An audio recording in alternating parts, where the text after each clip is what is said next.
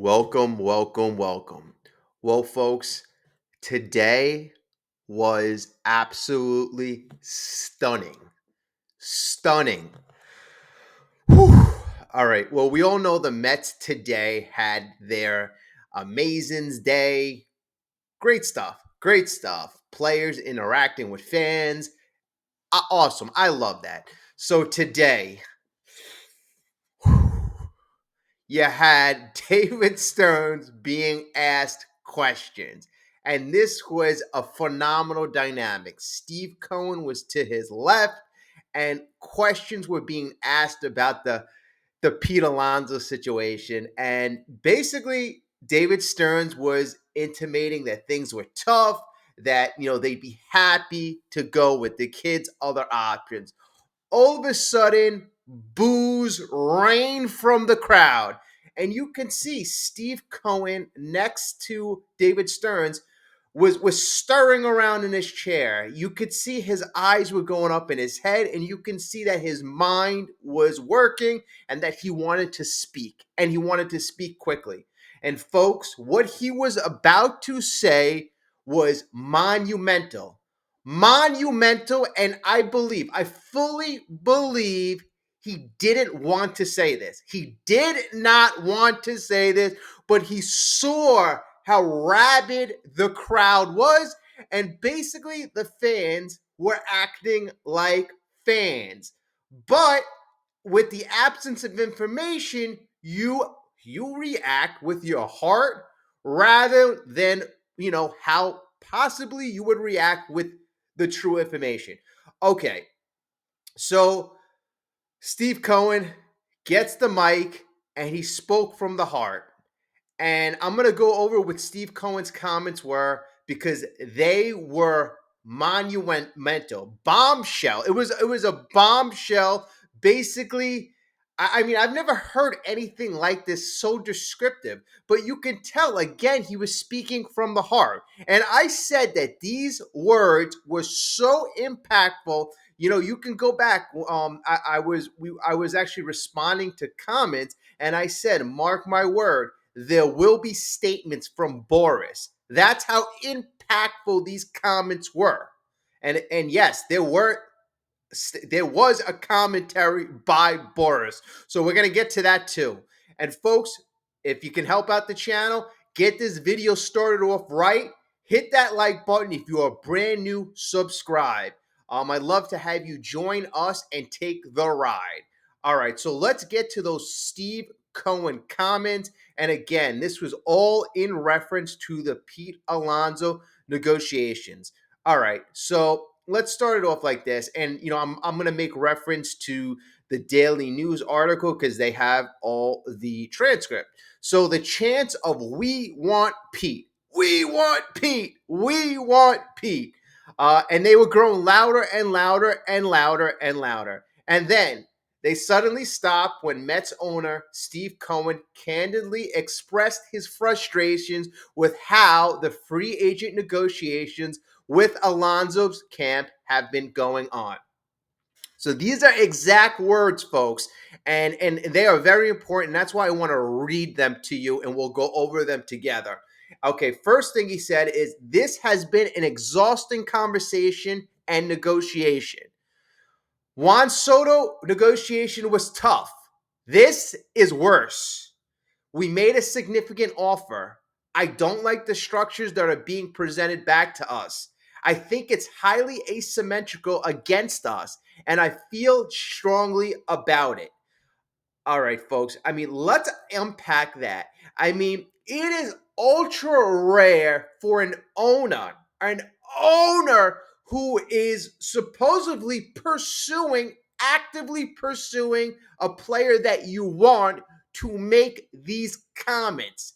Exhausting conversation and negotiation. He goes so far to say that this is even more exhausting than an $800 million contract with Soto that was a 15-year thing. It makes you wonder, what the hell is the Boras camp asking for? I mean, that's all I was thinking. I'm like, does Pete like is it ridiculous stuff like Juan Soto? I mean, you had to go above and beyond for a generational player, but Pete, you hear 3-year contract, and then like 1 year opt out. Like, how much more complicated could it be? And I'm thinking, well, is Pete wanting a suite for his family? Is Pete wanting all these extra things that maybe he sees Juan Soto getting? Possibly, possibly. All right. So Alonso, obviously, we all know by now is represented by mega agent Scott Boras. Scott Boras. So okay, so then let's go on to the quote from by Steve Cohen. And just it's very important to take note that as soon as the mic before the mic was passed over to Steve Cohen and David Stearns was talking, every time he made reference to how they may go in another direction from Pete Alonso, the fans were booing like crazy. And that's why I believe Steve Cohen was forced to, really connect with the fan base, and he's had that type of relationship with the fan base. So going on to his statements, he goes, "I will never say no. There's always the possibility, but the reality is we're moving forward and we continue to bring in players," Cohen said of Alonso. As we continue to bring in players, the reality it becomes harder to fit Pete into what a very expensive group of players that we already have. That's where we are. I'm being brutally honest. I don't like the negotiations. I don't like what's being presented to us. So, I mean, that is just so telling. First of all, what's so telling is I in a way these comments seem like he's actually speaking to Pete, right? He's a guy, Steve Cohen, who's had a very good relationship with the players. I mean, you've heard him texting with the players, inviting players over to his home with his wife, with his family, having such a good relationship. Such a good relationship, and you've heard his relationship with Alonso is very good, or at least in the past, and that is why a guy like Jim Duquette, a guy who's on SNY, former GM, he's always said that he's the one who brought up the story about how a Steve Cohen may have to step in. I mean, that story and that thought process was squashed weeks ago by Steve Cohen himself. But, maybe it sounds like, hey, you know what? Maybe Steve Cohen was like a fatherly figure or, a figure of authority and in the life of Pete Alonso. And, he's trying to say, enough, Pete, enough with the shenanigans. We are trying to bring you back. We've made you a fair offer, but what you're expecting from the team is not fair. What he refers to it as being asymmetrical. I mean, Cohen goes to as far as to say he is just really not happy with the negotiations. I don't like the negotiations. I mean, what could Boras possibly be presenting? Like I said, could he ask for sweets for the family? Like, is it ridiculous stuff like that? Because I can't, if it was just all about money, I can't see a reaction like this, a visceral, honest reaction. It would just be strictly about money. But how difficult is Boris being? And you can tell right off the bat he's being difficult because you look at the evidence. No damn team in all of MLB wants to deal with Boris and Pete. No, nobody. So it's not like you have a whole slew of teams saying, "Yeah, I'll do that. I'll do that deal." Every single team that supposedly is rumored to be interested, the very next day, there's crickets. There's crickets. Oh, he's interested in the Blue Jays. 3 days later, oh yeah, talks are deep in conversations. But then you hear he's meeting with the Angels. I mean, it is just a sad state of affairs, and I have to blame. And this is where it's going to come down to it. I really have to put a lot of the blame with Pete Alonso, and how many opportunities has Pete had to become a Met? And this is where I myself is, I'm kind of as a fan, I'm frustrated, but if I'm analyzing the situation unbiasedly, you know, it's really becoming harder and harder to believe that Pete wants to be a Met, right? Because he's been offered multiple opportunities to become a lifetime Met, multiple opportunities to extend his career as a Met, and you can see how he has, really angered the owner of the New York Mets. And Steve Cohen is not a guy who is green. He's not a guy who is new to negotiations. Let's remember that, folks. He has seen a lot. $22 billion is his net worth. I'm pretty sure he's dealt with thousands of deals, thousands of negotiations, but this is the one. This is the one that is angering him so much so where he's conveying that directly to the fans. And again, I don't think he wanted to say it. But you could see when David Stearns was speaking about the Pete Alonso situation, and the fans were saying, we want Pete, boo, boo. You could see Steve Cohen, again, that is what urged the man to speak from the heart. Speak from the heart. So, I can tell that from Steve Cohen's standpoint, he was speaking as honestly as possible. I could tell he wanted Pete Alonso back. But, Pete Alonso is only willing to come back on ridiculous terms, which tells me you don't want to come back. You don't. Do you think Aaron Judge made Hal Steinbrenner go through the ringer to get him back? No, you met my price of $360 million, which was well below other teams' offers, but he wanted to be a Yankee. And people who say Pete Alonso bleeds orange and blue, hell no. He bleeds green.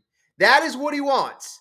That is what he wants. And from bad decisions in the past, and he's made bad decisions, and, that is not the fault of the New York Mets. If you turn down $160 million, it's not there. It's not available on the marketplace right now. We are dealing in reality. He's dealing in a world of fiction. Boras, I don't know what Boras is selling him. I'm pretty sure it's a load of BS. So, but that's besides the point. If Boras is not feeding you the right information, Pete's a big boy. There are different sources where you can get information from. So I gotta say, Pete Alonso, in my opinion, if they're still fighting to get him, you give him a very hard deadline. You know what, Pete? We are done. We are done. We offered you many, many opportunities, and maybe they already did this. Maybe they already put a hard deadline. But you know what? It just makes me wonder what is so difficult about this deal. What are these asymmetrical, non-favorable Met structures that Pete Alonso want? Like, how could you structure the deal so not in favor of the Mets? Like, I'm just wondering, like, what is it? What's going on? So, folks, let me give you the thought process coming from the Boras camp, because I said at 3:00 when I got word of this news, unfortunately I was at work. Somebody told me, hey, you're late with all your videos. Well, I would love to do videos when they happen, but unfortunately I got a full-time job. So, I apologize. Some of the videos are not great with the timing. Thank you all. I appreciate it. Like, that being said, I got to say, the subscribers on this channel, I do a great job at watching the videos despite it not being on time. If we were able to get a lot of these videos when things happen, YouTube, what they do is they blow the videos up. But if I'm 12, 24 hours late, out of luck. But still, the videos do pretty good. That is because of you watching it, liking it, sharing it. So again, that goes credit. Thank you so much.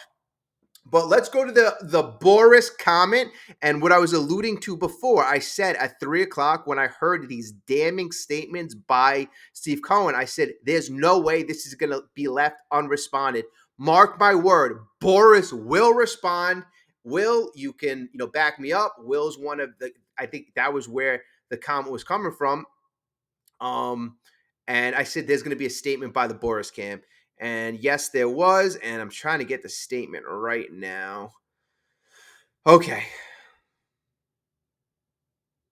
So the statement occurred at 6:42, And so after Steve Cohen called the Pete Alonso negotiations exhausting, Scott Boras fired back, telling Will Salmon of The Athletic that nothing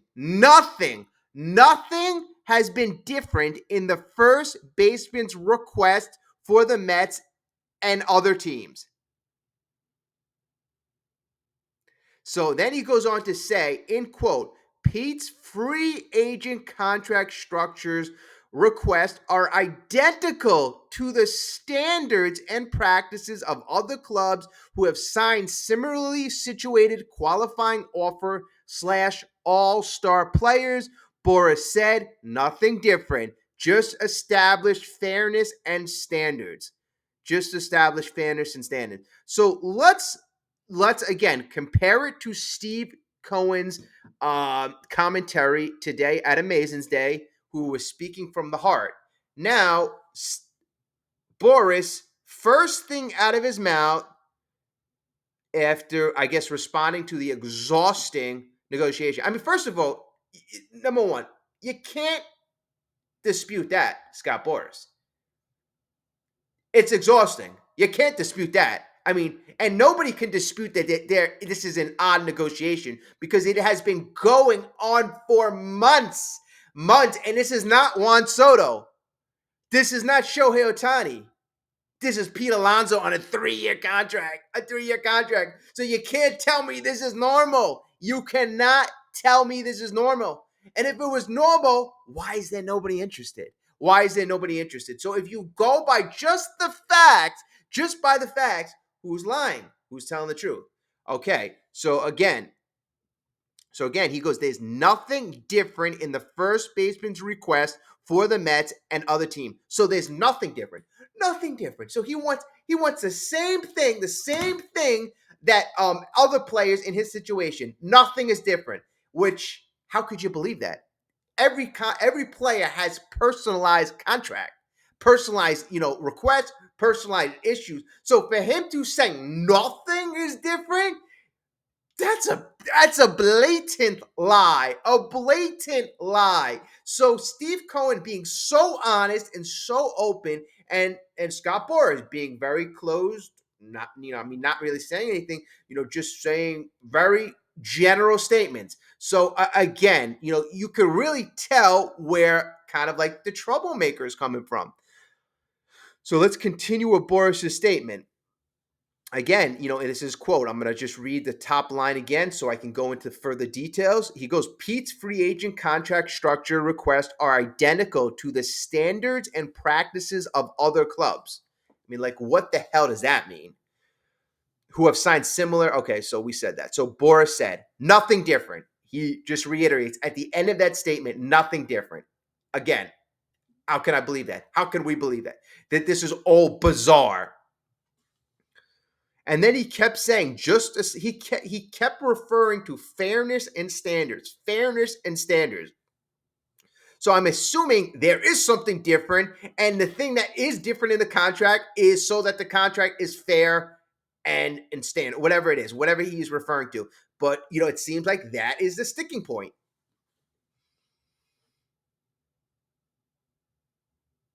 Okay, so Salmon, and this is very important, adds that the Mets have withdrawn the 3-year offer Alonso rejected last week. So that 3-year offer was 3 years, and they said it was around $68 to $70 million. That was about $23 million a year, and it had an opt-out too after year one. So it seems like, according to Will Salmon, that deal is off the table.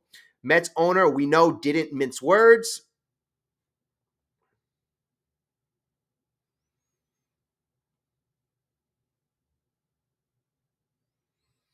And again, going back to what Cohen said, and this is highlighted in the article, he goes, we made a significant, and in quotations, offer to Alonso. So, for all fans of Alonso, if Alonso wanted to be a New York Met, he could have been a New York Met. The Mets offered him multiple contracts. They've offered him over market value. If you want Pete to be paid more, he's got to play better. It's on Pete. It's on Pete. I know I keep hearing the thing where, well, Steve Cohen is a billionaire and he's trying to save money, and it's that's BS. That's BS. Then Steve Cohen, if that's the answer, where Steve Cohen is rich, rich, rich, then he has to pay everybody over their market value. Then it's not just Pete. All right, no, but that's not the case. This is a business. You're going to be paid what you're valued and what you're worth. And if you want more money, number one, play better. And if you want to negotiate, have a better negotiation, Boras has to show that there's a market. Steve Cohen said, and this is so super, super fair. He says the guy has a right to test the market. The guy has a right to see what's out there. He has earned that right. And, apparently he has not brought back any viable offers. And Scott Boras and Pete Alonso are just expecting the Mets to bid against themselves and raise the value of a contract that really there's no reason to. There's no merit behind it. I mean, and that's where I would be kind of a little disgusted and embarrassed, frankly, if I'm Pete. I mean, your numbers last year just weren't up to par. And now you're just wanting to give us you money because you're Pete, because you're a homegrown Met. It doesn't work that way. You get what you deserve. You get what you deserve. And this is what you deserve right now. And if you deserve more money, you'd have more offers. You have more offers.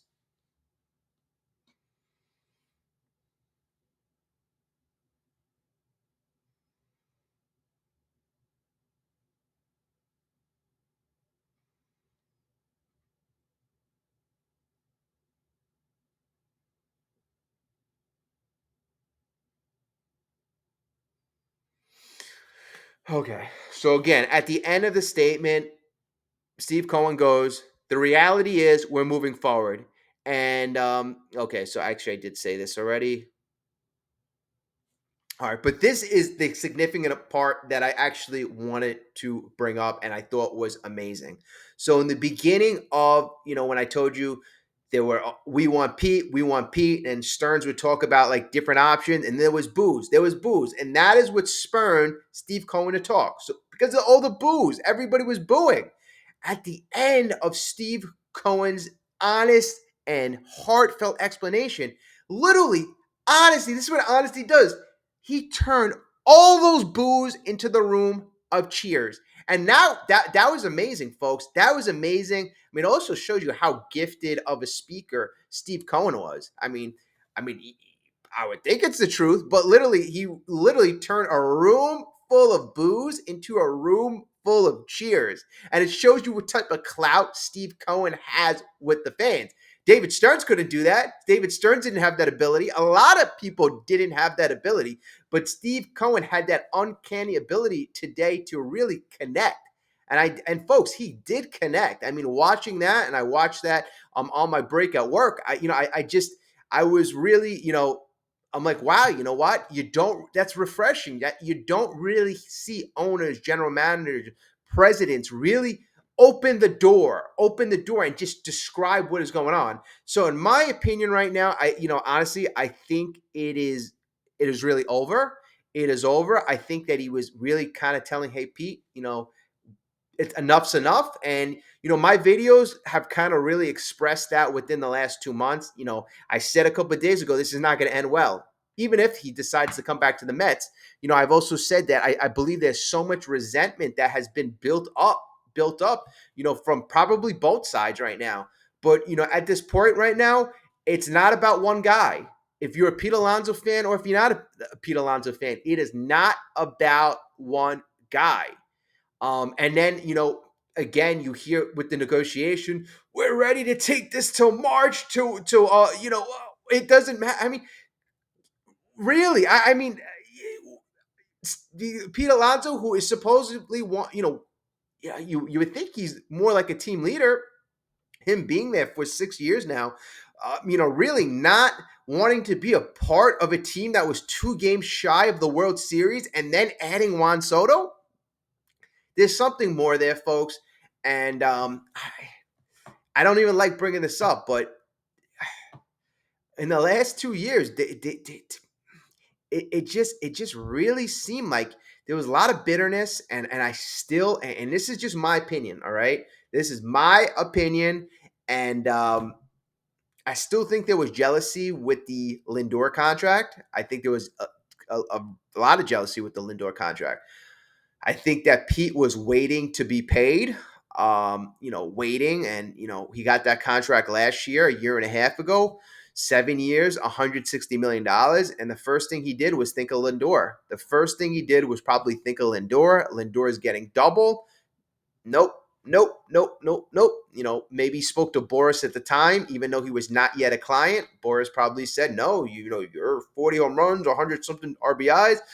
But still, the one thing maybe Boras and Pete didn't factor in the equation was there was still that final year to be played. There was still that final year, and still Pete had to go out there, produce at a high level, and not show regression. And unfortunately, for Pete's sake, he did show regression. And then, the reason why there was really no leeway because of Pete's age. So, it was a tough situation, and I don't think he got the right advice at the time. He took a risk, and at the end of the day, even if he was a top echelon first baseman, but you're going to be 30 years old. Freddie Freeman got $180 million, I think around $180 million, $27 million a year. So really, like, how much more were you ever going to get than 160? I'm wondering what was in his mind. And you heard like crazy things, Aaron Judge contract, and then you heard crazy things in the beginning of this month, Prince Fielder. And then you hear, Steve Cohen speaking so openly about his disdain for this negotiation.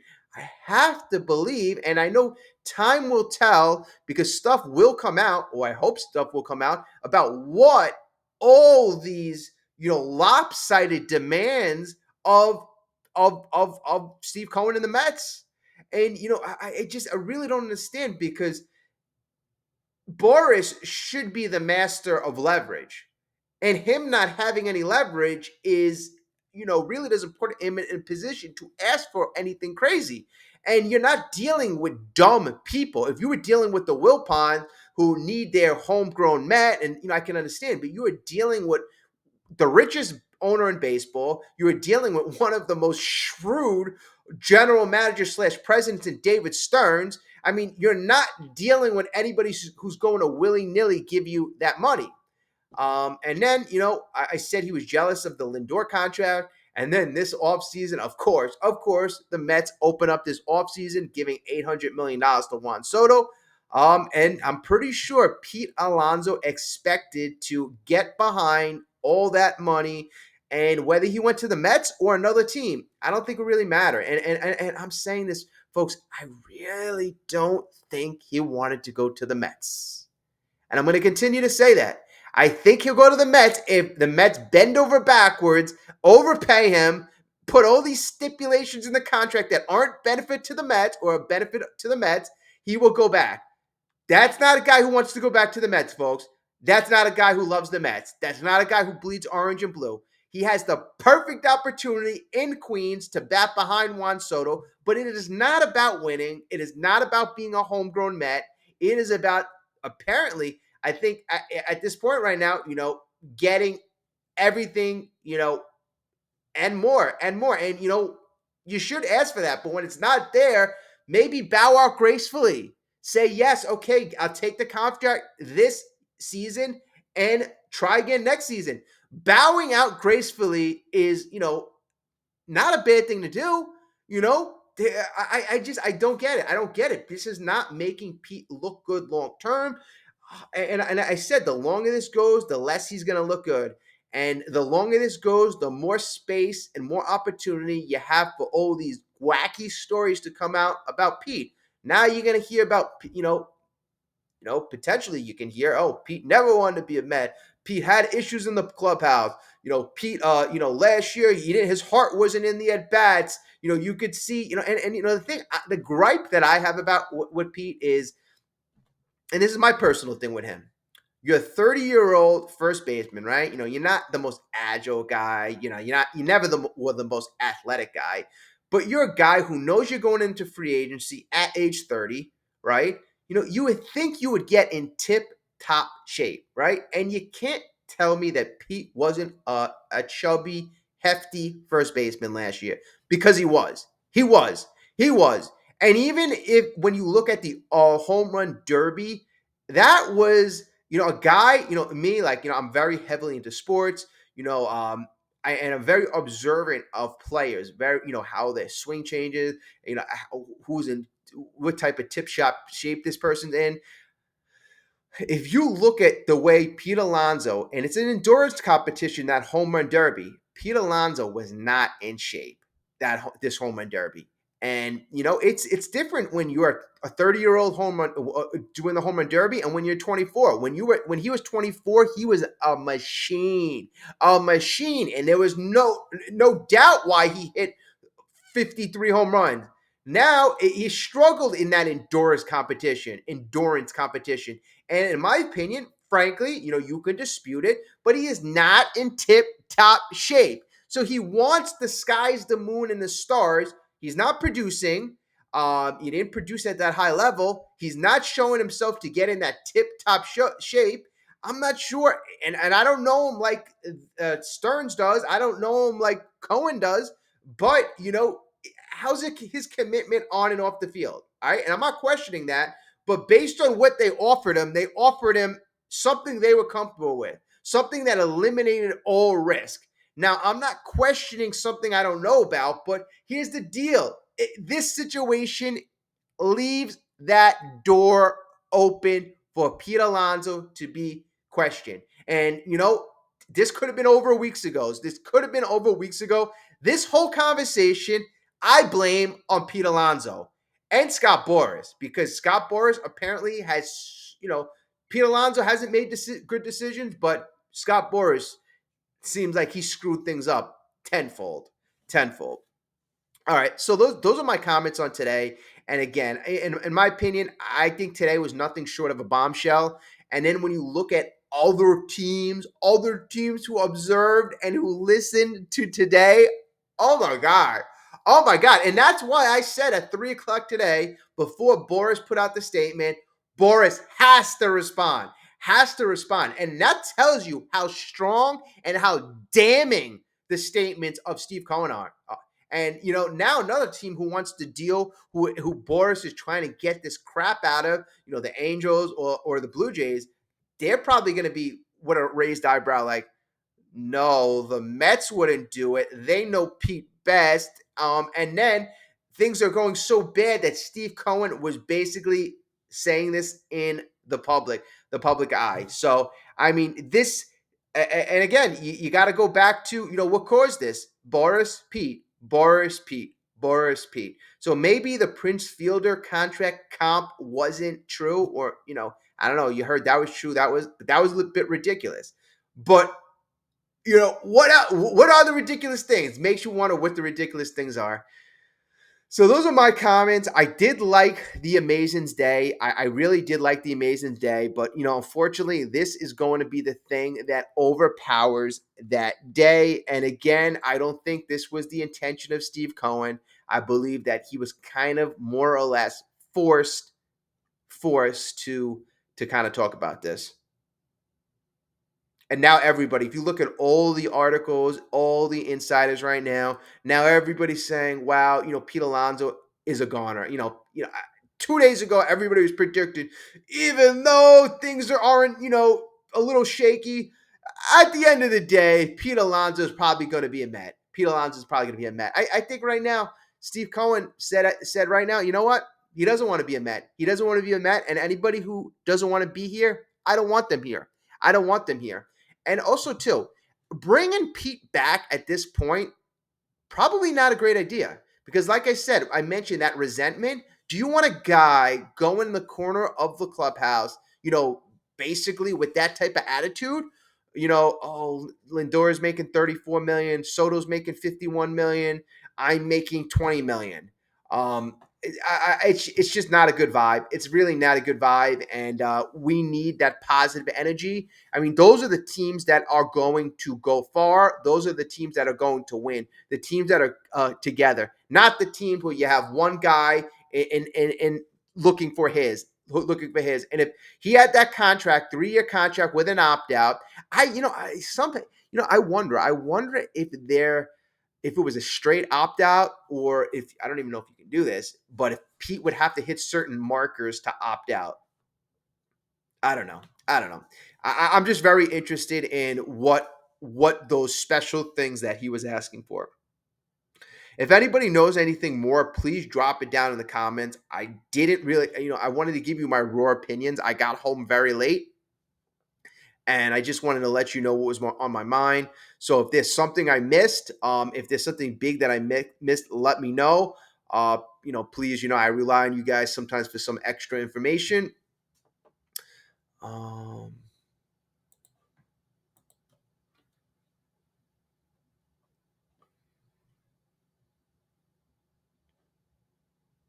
By the way, like the new road jerseys, I somebody asked me in the comments if I like them. I'm just gonna say I'm okay right now. I gotta get used to them. I certainly gotta get used to them, especially that the hat when Lindor was wearing that. I'm like, I mean, it's different. It's different. I just say that. I will say that, and over time I might get used to them. But it's not one of those jerseys that I saw right away, and I'm like, wow, that's a nice jersey. I didn't have that reaction. Okay, let's see. This is I don't like that.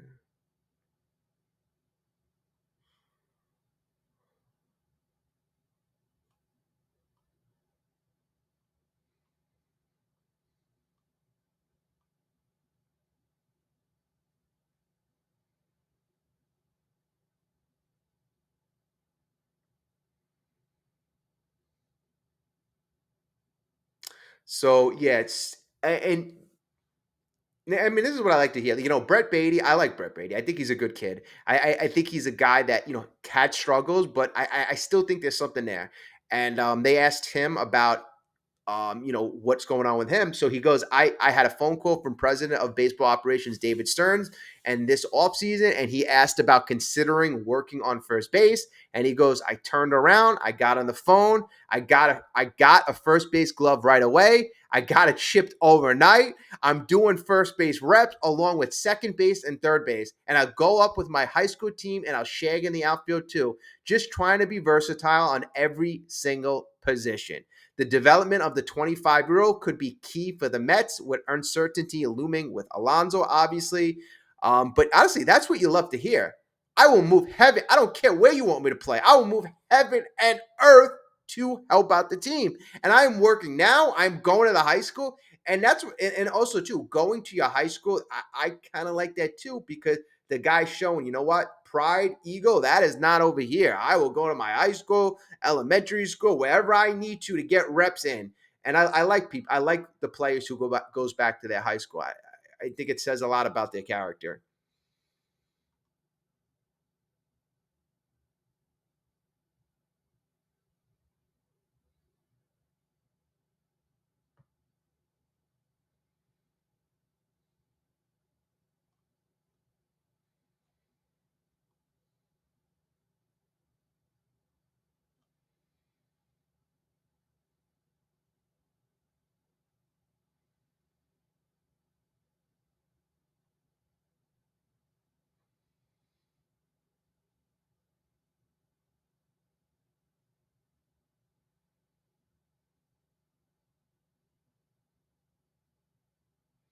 And they asked Lindor about the Pete Alonso situation, and his comment was, "I think he should make the best decision for himself and not feel like he's rushed into a decision." I mean, like, you've only had years to figure this out, said Lindor, who offered that he recently extended well wishes via text with his former teammate. I'm sure he will. Pete's smart. He's going to get the input from his wife and his family and then make the best decision for himself, as he should. He deserves it. He deserves the opportunity to make the best decision for himself. I mean, Lindor, in my opinion, he's actually been a very class guy. I mean, I think Lindor is going to go down as one of the best Mets of all time. Really, this 11-year contract, and we have 4 years of Lindor. I mean, 3 years. The last 3 years, he's been top 10 in the MVP voting. Um, the guy can be considered right now as the best a defender slash offensive guy. I want to say two-way player, but I don't want you to get him confused with Otani. But you know what I'm saying? The best like two-way defender slash offensive guy. That is being debated. So the thing is, at the end of the day, he's a very big talent, and he's on the Mets, and you want to take advantage of that. He's in his prime. He's going to be 31 years old. If the Mets don't get a Pete Alonso, just mark my word. I'm going to say this, and I'm going to say this right now. Trust David Stearns. Whether you love him, hate him, whether you think he's a small market GM, give him a chance. I'm a results oriented guy. Um, Sometimes people care more about how you get there than the final product. I care about more what the final product is, especially in a game like baseball when really it doesn't matter what you do in the regular season. You can have 120 wins, but if you lose in the first round, it doesn't matter that you got 120 wins. I'd be more impressed if you squeak in as a wild card and then win the World Series.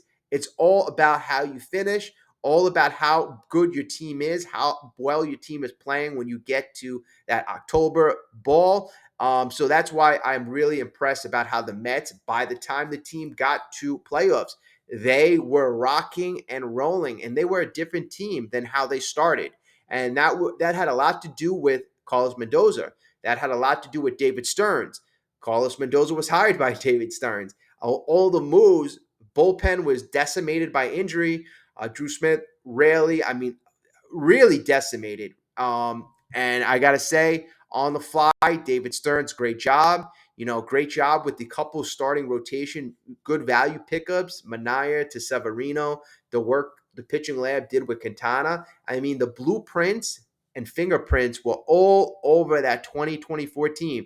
And folks, I think you have to put it in perspective because it wasn't just a team who did well, went to the playoffs, and were 2 games short of the World Series. It was a team coming off one of the historically worst, most embarrassing seasons of all time. A team that spent the most money in baseball, Verlander, Scherzer, and all the guys, historic collapse. That horrible June in 2023. I mean, it was a pathetic dumpster fire in 2023. They got Stearns for the 2024 season. Stearns didn't make monster moves. It's not like he got Otani. It's not like he got Yamamoto. I mean, he did target some players, but he got players where he felt could fit the system, and that he could felt that would grow and improve. And that being said, that first season was a monumental success. Then when you start off this offseason by getting Juan Soto, and again, you can argue, oh, was that Steve Cohen? Oh, is that David Stern? They're a team.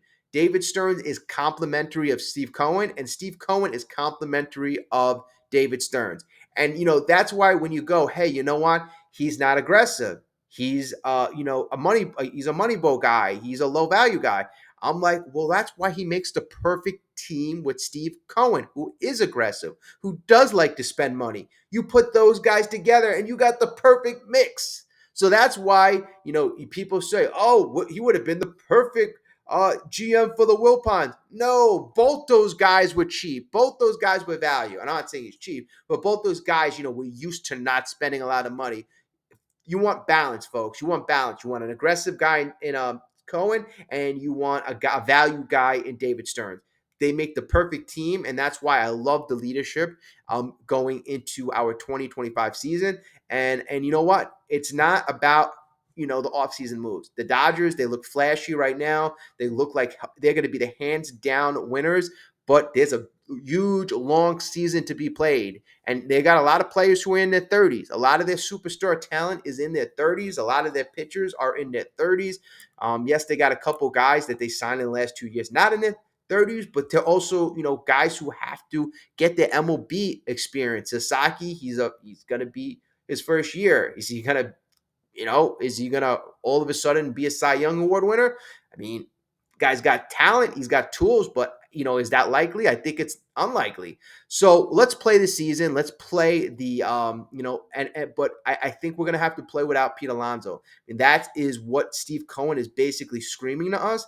And I think the reason why he was so open is because, let's just say it came out on Monday, Pete Alonso signs with Toronto. Now you got it right from the horse's mouth. what the hell went on. And I think in that small exchange, in that 2 minute exchange, he was able to turn those boos into cheers. And I think fans were able to actually feel what the problem was. Okay, folks. Yeah, I know like this video has gone on a little longer. But you know what? Like I said, I got home, so I'm trying to, as I'm doing this, if anything, any quotes I missed come up, I'm trying to include that in the video. But I think I'm going to end it right here. Tomorrow we're going to have another video. I'm going to actually do a nice one for you. But again, I appreciate all the comments, all the support, all the recommendations, the feedbacks. I appreciate everything. I feel I got the best channel. You guys are the best. I think we got a great relationship. So thank you all. If you want to follow on X, follow at Dominant Mets. That's the username. And let me know if anybody has questions. Also, you can send me an email too. I have my email connected to my profile, so that's another way for us to get in contact. All right, folks, have a great night. I will talk to everybody very, very soon.